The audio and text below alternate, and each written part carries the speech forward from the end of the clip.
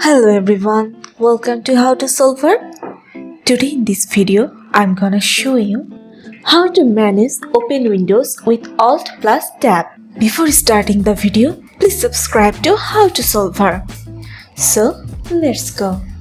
If you have multiple applications open on your desktop and you want to switch one application to another, then you have to simply click on Alt+Tab.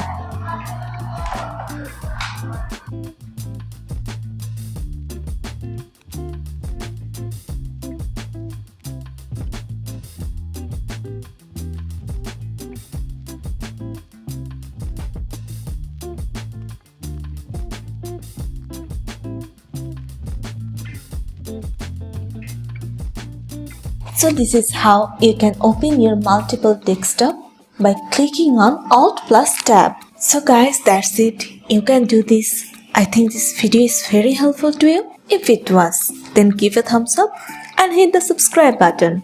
And thanks for watching.